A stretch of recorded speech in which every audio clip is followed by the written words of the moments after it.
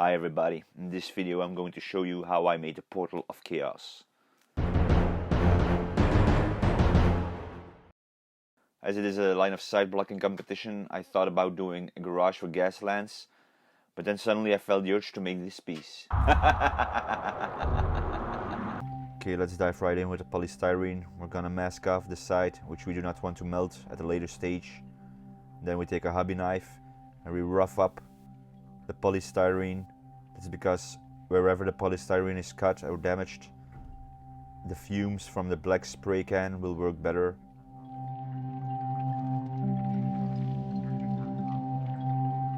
We're gonna do the same for the main tower section. Make sure it ends in a taper.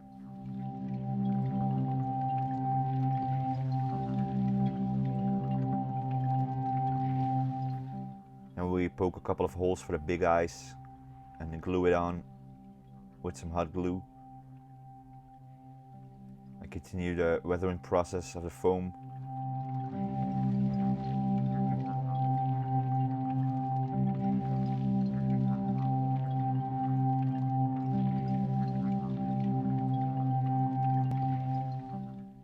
You can see what the spray does to the foam a little bit better, a little bit more in detail. Take caution, the fumes that this emits are dangerous, so do this outside. You can actually see the solvents in the spray can melting the foam.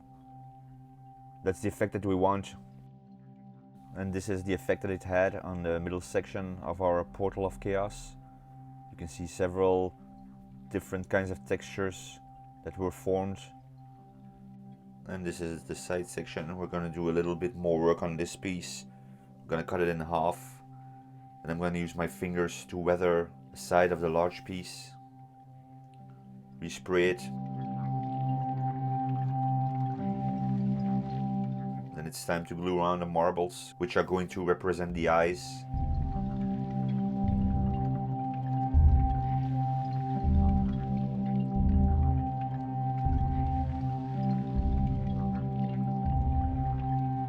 I prepared an MDF base and I glued the tower section to the center, and then both halves to the center section. I used a combination of PVA glue and hot glue. The hot glue makes for an immediate bond, while the PVA takes a little time to dry, but then you get a rock solid bond between the sections.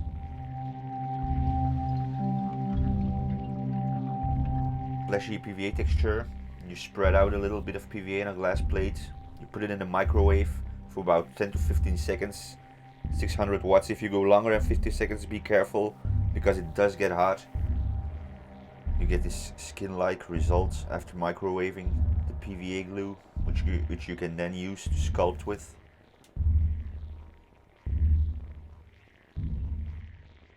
I use a needle tool to spread the PVA glue around on the texture below. I then got a little carried away and continued with the PVA plastering of the model until I realized that in order to paint beneath the PVA, I had to start base coating first. So off I went, got out the airbrush, started laying down a first coat of paint. A dark seed blue color. Then to break up the blues, I added a little bit of alien purple. I used blue and purple to represent the magical abilities of the portal.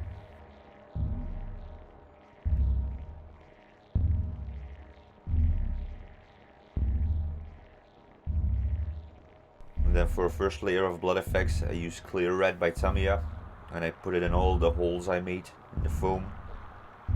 And then I got tired of the two-eyed concept, so I got rid of one. I'm going to fill this up with blood, and I'm going to keep the big one at the front. But first I continue with layering the PVA on the model.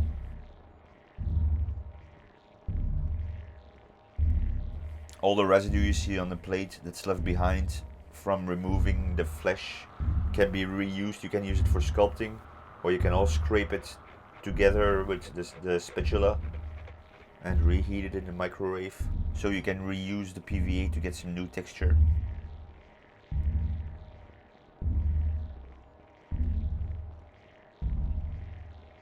I used the same color for the PVA texture than before, the dark sea blue.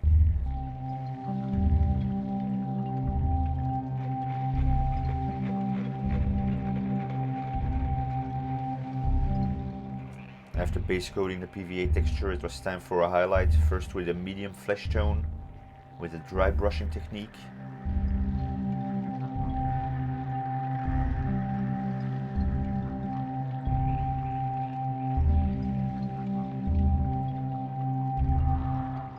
And then with a light flesh tone to really bring out the highlights in the texture.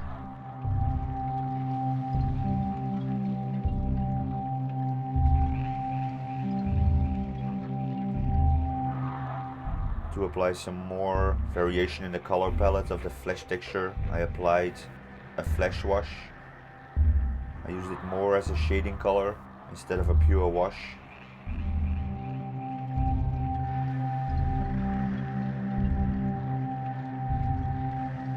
After the washing stage, I started work on the eyes. I started with a layer of black, and then a coat of clear red.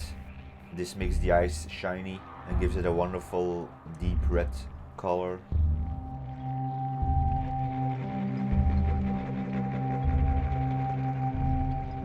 With the airbrush, I applied white dots at the center of the marbles and at the big marble at the front. Technically it's a pretty poor paint job. You can see spidering, overspray, but that's okay because with a layer of the clear red by Tamiya, it gives this wonderful effect. The little cracks you see here are because of a reaction between two colors, which I like. Happy accident, if you will. And then after all the painting, it's time for a varnish. So I can apply a couple of oil washes with black oil at the bottom of the model and on the original styrofoam texture to mute some of the blues and bring out the depth.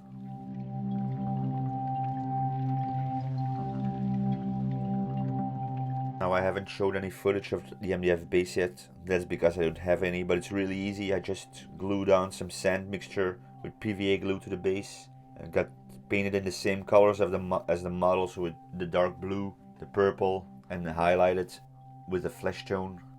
And to finish it off, a layer with water effects applied with a spatula. Now for some final detailing, I made some salmon eggs. These are moisture absorbing beads mixed with a bit of clear red.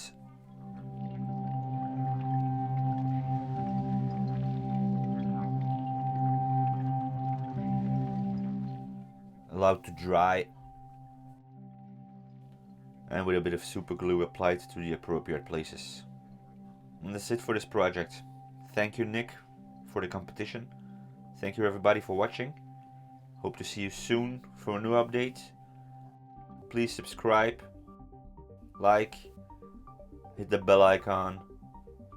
Bye.